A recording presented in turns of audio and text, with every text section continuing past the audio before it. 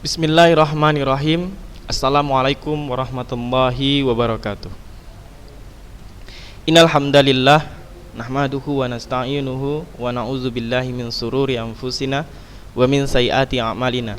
May yahdihillahu fala mudhillalah wa may yudhlil fala hadiyalah.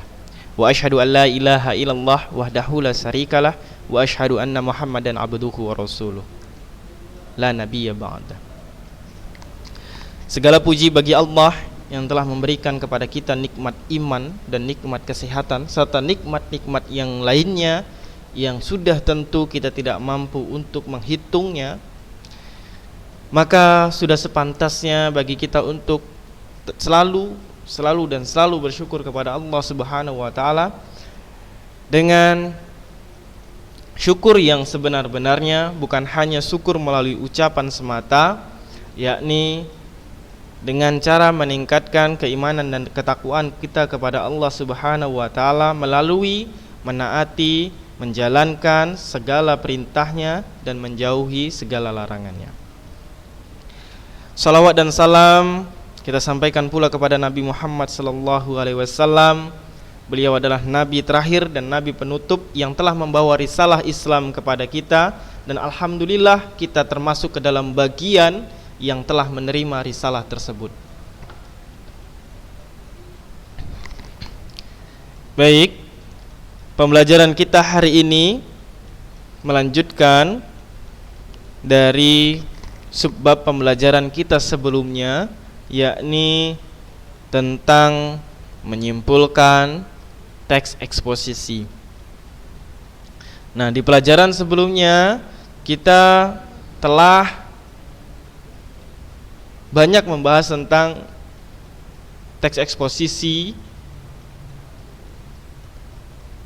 berupa pengenalan tentunya, kemudian dalam paragraf teks eksposisi terdapat apa saja, kemudian bagaimana cara menentukan kalimat utama atau gagasan pokok di dalam teks eksposisi, baik itu bentuknya paragraf deduktif, paragraf induktif maupun paragraf campuran.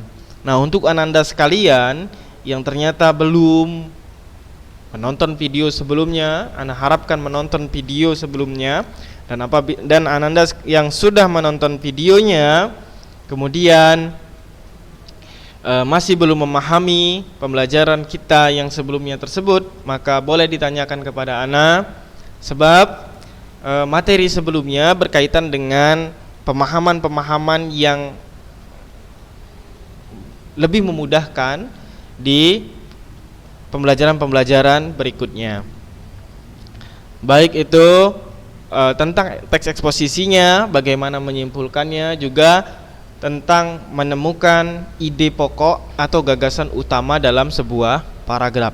Sebab tentang ide pokok dan gagasan utama di dalam sebuah paragraf tidak hanya dibahas di dalam sebuah teks eksposisi, akan tetapi banyak teks yang berkaitan dengan teks yang sifatnya bukan teks narasi. Itu biasanya proses penemuan ide pokok dan gagasan utamanya melalui cara yang telah ana jelaskan sebelumnya. Alhamdulillah, sebelumnya kita telah membahas secara umum tentang struktur dari teks eksposisi, ya. Nah, struktur teks eksposisi ada tesis, ya. Kemudian ada rangkaian argumen dan juga ada penegasan ulang, gitu. Ana sudah jelaskan bahwasanya tesis itu berisi pengenalan isu, masalah ataupun pandangan penulis secara umum tentang topik yang akan dibahas. Kemudian rangkaian argumen itu berupa pendapat-pendapat atau argumen penulis sebagai penjelasan atas tesis, ya, sebagai penjelasan atas paragraf yang sebelumnya itu. Nah, pada bagian ini juga dikemukakan fakta-fakta yang memperkuat argumen-argumen dari si penulis. Nah, kalau penegasan ulang biasanya itu sebagai perumusan kembali secara ringkas, atau namanya penegasan ulang berarti menegaskan, umumnya berupa simpulan, saran, gitu ya, terhadap pembahasan yang dibahas di dalam teks eksposisi tersebut. Baik, di sini digambarkan ada sebuah diagram gitu ya. Nah, diagram ini menjelaskan, harusnya diagram alur ya, bukan diagram bentuk seperti ini ya. Akan tetapi ini mungkin hanya agar terlihat lebih indah begitu ya di buku ini, sehingga dibuat diagram seperti ini. Harusnya diagram alur bentuknya. Yang penting informasinya sampai saja ke antum ya.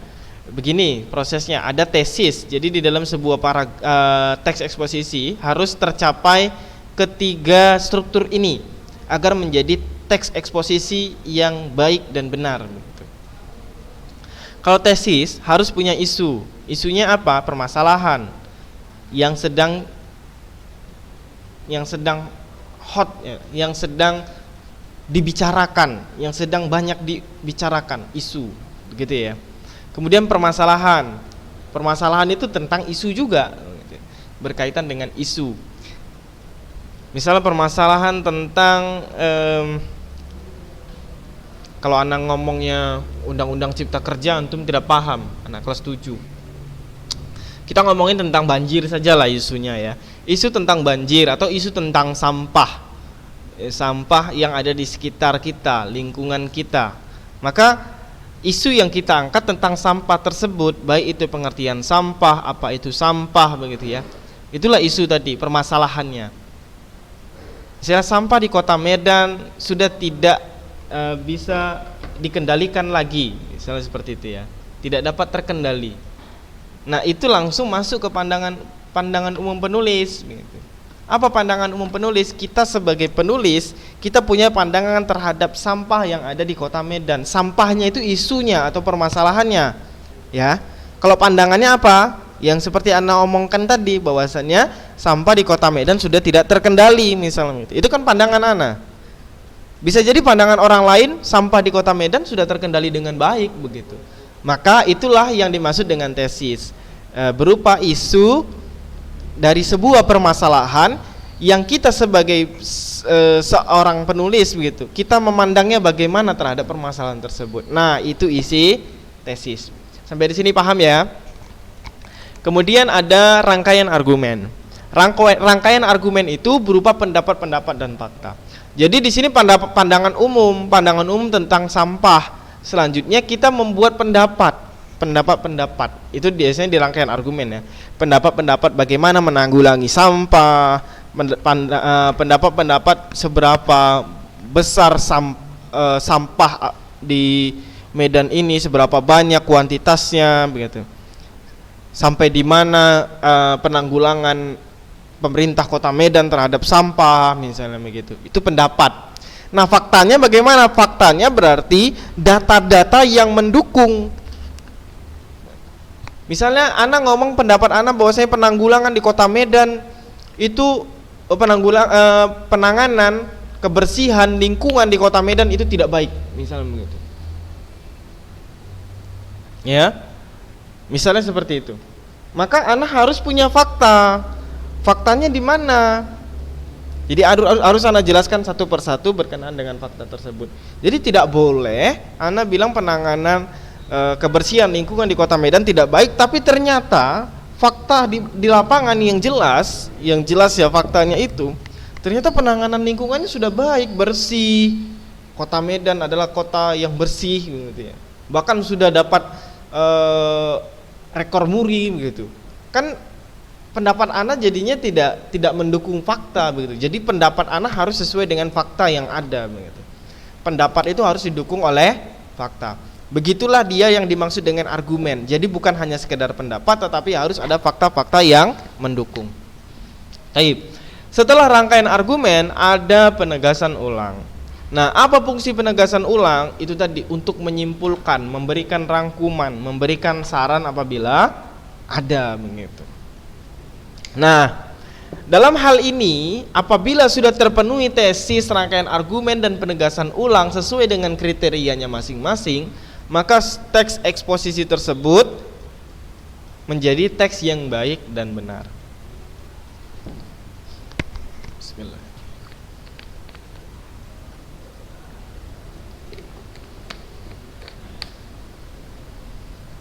Toib. Kita mulai dari judul teks eksposisi nasib hutan kita yang semakin suram. Kita akan analisis. Ini teksnya ada tidak di atas ya? Kita lihat dulu.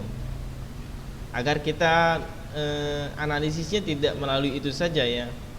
Jadi kita analisisnya dari teks yang sebenarnya.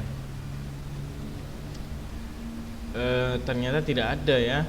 Berarti memang sudah dianalisis di situ ya. Oh, di sini. Nasib hutan kita semakin suram gitu ya. Sudah dianalisisnya ada di sini. Nah, untuk analisisnya ada di halaman berapa tadi?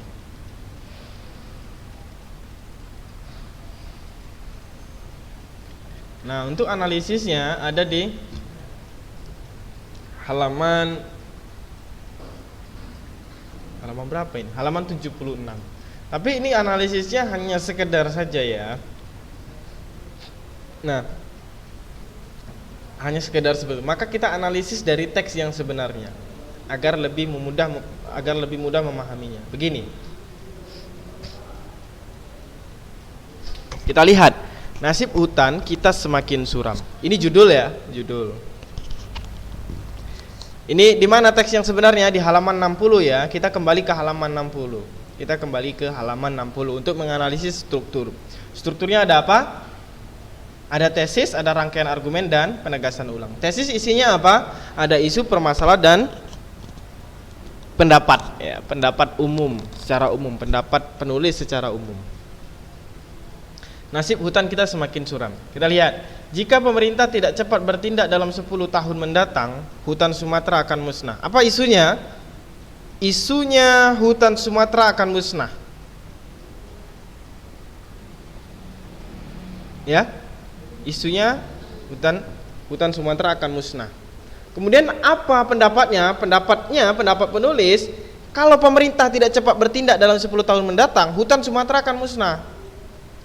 Hilangnya hutan Sumatera akan diikuti oleh musnahnya hutan Kalimantan. Wah, gila ya. Ini pendapat penulis sampai ngomong hutan di Sumatera itu musnah dan musnah juga hutan yang ada di Kalimantan gitu. Jadi ada dua hutan Sumatera dan hutan Kalimantan itu penulis menganggap bakalan musnah kalau pemerintah tidak segera bertindak dalam waktu 10 tahun mendatang, bakalan musnah itu. Ini pendapat umum penulis. Paham ya? Berarti ini apa namanya?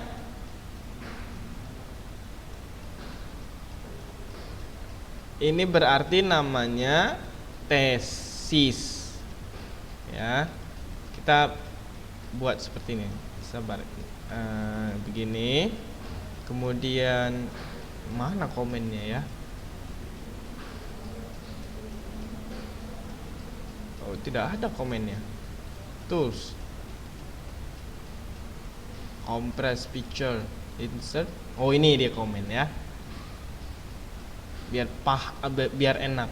Komen.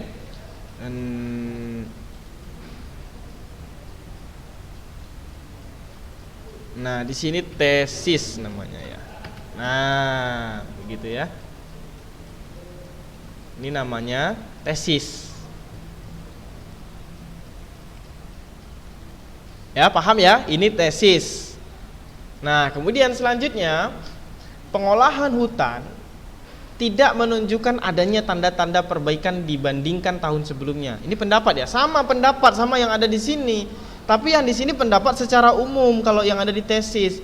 Kalau di rangkaian argumen pendapatnya lebih pada pendapat-pendapat secara khusus yang disertai dengan fakta-fakta yang mendukung pendapat tersebut. Paham ya? Kita lihat, pengolahan hutan tidak menunjukkan adanya tanda-tanda perbaikan dibandingkan tahun sebelumnya. Ini pendapat. Sebaliknya, kecenderungan justru semakin memburuk. Kebakaran hutan masih terus terjadi dan penebangan liar semakin meningkat. Nah, ini udah fakta ya. Diperburuk lagi dengan rencana pembukaan lahan hutan lindung. Bagi pertambangan, keadaan tersebut jelas menambah suram nasib hutan. Nah, ini disebut apa? Yang ini disebut apa? Ini disebut argumen berupa fakta. Yang ini apa? Yang ini merupakan pendapat. Nah, begitu ya. Pendapat, argumen. Nanti di sini juga seperti itu, pendapat, argumen, pendapat, argumen. Keterpurukan sektor kehutanan tersebut berarti kalau sudah rangkaian ini, kalau sudah pendapat sama argumen berarti ini merupakan rangkaian argumen. Ini rangkaian argumen namanya ya. Kita tulis rangkaian argumen.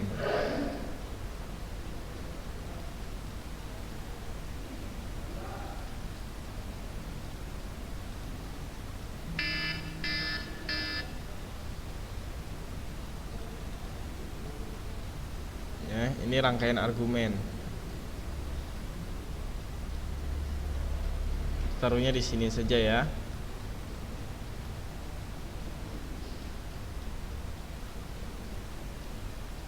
Nah, ini rangkaian argumen namanya. Baik.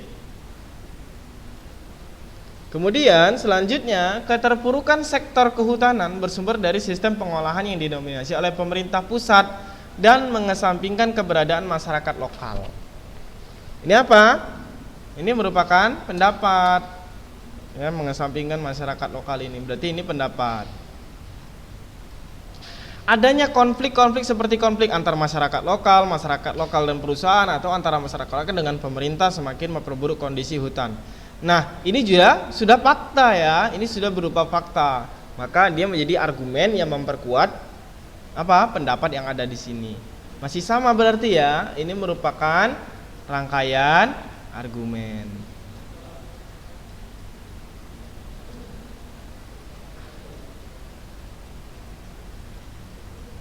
Ya, ini rangkaian argumen. Kemudian selain itu, lemahnya penegakan hukum menyebabkan semakin parahnya kerusakan hutan. Kerusakan hutan, selain lemahnya penegakan hukum, ini pendapat ya. Ini pendapat. Kerusakan hutan telah mencapai kurang lebih 2 juta hektare per tahun. Hal ini berarti setiap menitnya Indonesia kehilangan hutan seluas 3 hektar atau sama dengan 6 kali luas lapangan bola.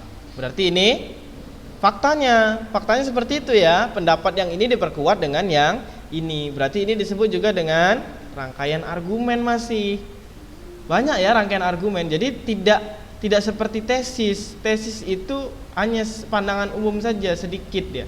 Nah, kalau rangkaian argumen banyak. Inilah contohnya seperti ini. Sudah ada 3 rangkaian argumen. Ini tesis hanya segini, hanya sedikit ya. Hanya sedikit. Tesis, rangkaian argumen, rangkaian argumen, rangkaian argumen. Kemudian, namun kenyataan di lapangan justru sebaliknya. Beberapa hal justru mempercepat laju kerusakan hutan di Indonesia hampir 2 kali lipat.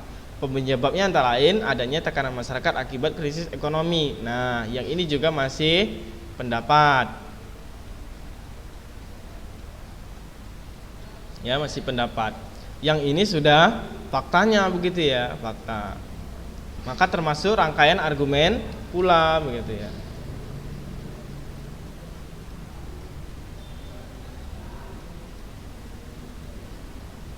Oh, tidak bisa dibawa ya.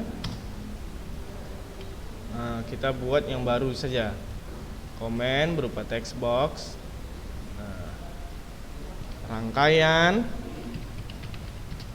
argumen.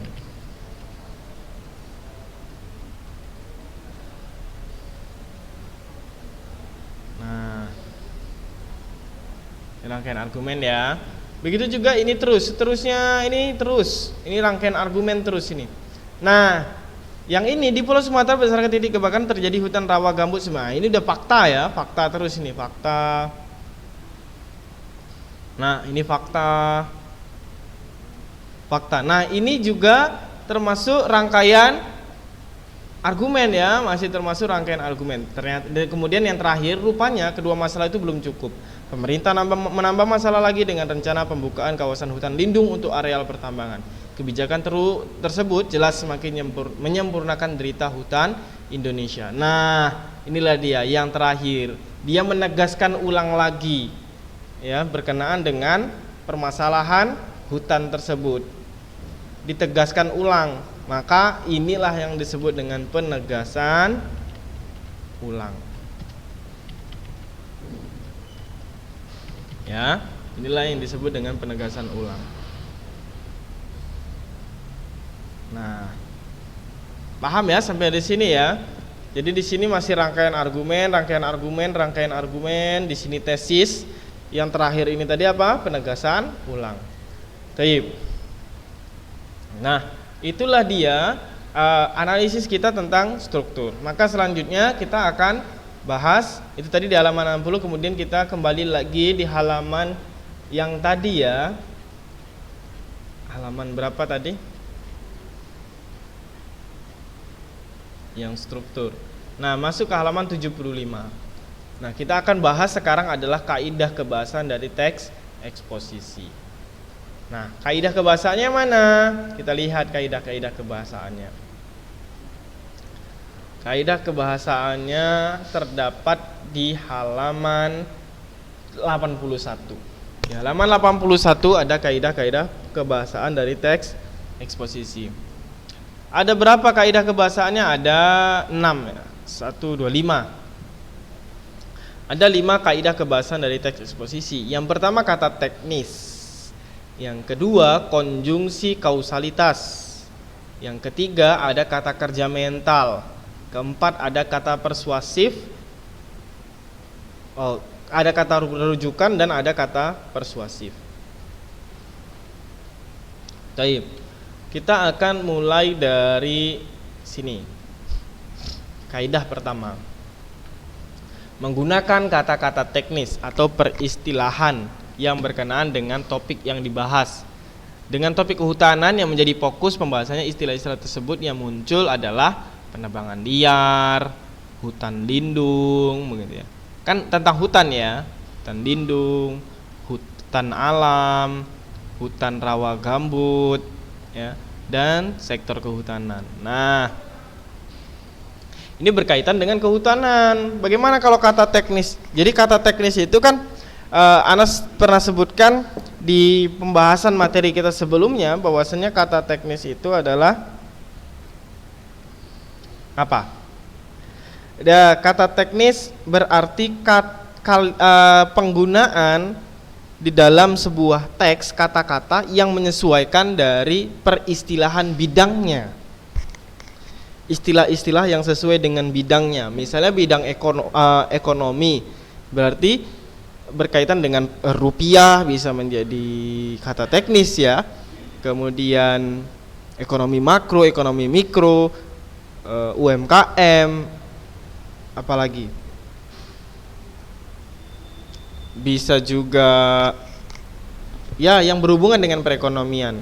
Kalau berhubungan dengan agama berarti wudu itu termasuk kata teknis ya, yang berhubungan dengan itu. Misalnya pembahasannya toharoh, maka toharoh itu kata teknis gitu ya. Kalau pembahasannya fikih, maka yang menjadi kata teknis itu apa? Bisa jadi tumaknina begitu ya. Kalau misalnya fikih dalam sholat gitu, maka tumaknina itu kata teknis. Kalau misalnya dalam bidang fisika begitu ya, fisika maka kata teknisnya misalnya termodinamika begitu ya. Kemudian elektromagnetik, kecepatan, percepatan itu merupakan kata teknis. Kalau misalnya di bidang biologi, maka virus itu bakteri, jamur, fungi itu termasuk kata teknis. Kalau misalnya di bidang kimia, maka elektrolisis itu, kemudian anoda, katoda itu merupakan kata peristilah atau kata peristilahan atau kata teknis di dalam bidang kimia. Begitu juga di bidang tertentu, bidang-bidang lingkungan, misalnya sampah, maka kata teknisnya yang berhubungan dan berkaitan dengan sampah, misalnya sampah organik, sampah anorganik, maka itu merupakan kata teknisnya begitu. Taib. Begitu juga ini di bidang kehutanan, penebangan liar, kebakaran, hutan lindung, hutan alam, hutan rawa gambut, flora, fauna misalnya gitu. Itu merupakan kata teknis di bidang kehutanan. Taib, paham ya berkenaan dengan kata-kata teknis di dalam sebuah teks. bukan hanya teks eksposisi ya yang punya kata teknis, hampir semua teks yang bukan teks narasi itu memiliki kata teknis. Yang kedua, menggunakan kata-kata yang menunjukkan hubungan argumentasi atau kausalitas. Kausalitas itu artinya apa? Kausalitas itu artinya sebab akibat begitu ya. Biar paham ya.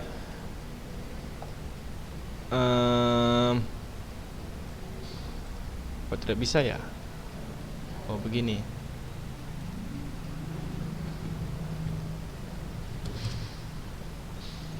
Sebab akibat. Nah, kausalitas itu artinya sebab akibat begitu ya.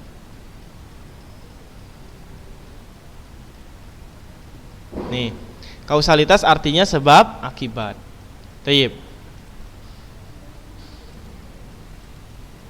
Nah, kausalitas artinya sebab akibat.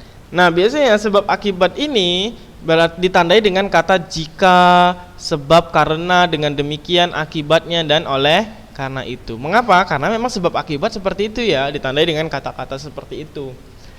Misalnya, Andi sakit perut karena terlalu banyak makan cabai. Sungai tersebut meluap disebabkan oleh banyaknya sampah yang menumpuk. Nah, itu sebab akibat ya. Itulah dia teks eksposisi. Teks eksposisi memiliki hubungan argumentasi, yaitu kausalitas yang punya sebab akibat. Ya. Ketika hutan ditebang tanpa memperhatikan kelayakannya, akibatnya flora dan fauna ataupun akibatnya akan terjadi hal-hal yang tidak diinginkan.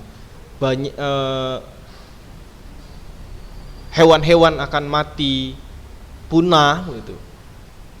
Kemudian polusi. Jadi ada kata akibatnya di situ ya, ada kata akibatnya.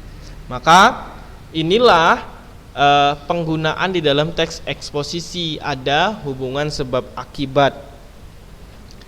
Mengapa seperti itu? Ya, karena untuk memperkuat pendapat dari seorang penulis begitu ya.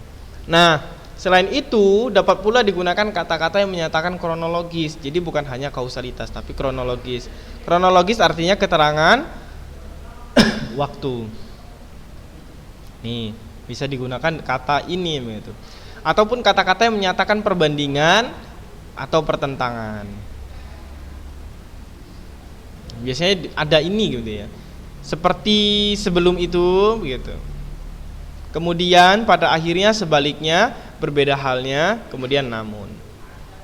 Namun, apabila kita tidak memperhatikan keadaan lingkungan, kita akan menerima akibatnya. Kita akan menjadi atau kita akan mengalami kebanjiran, lingkungan kita akan tidak sehat gitu, menjadi tidak sehat begitu. Maka kata-kata ini juga sifatnya kronologis. Nah, ini dia menunjukkan hubungan argumentasi atau kausalitas. Kronologis, perbandingan dan pertentangan. Apabila kita terus melakukan perusakan pada hutan, pada akhirnya kita akan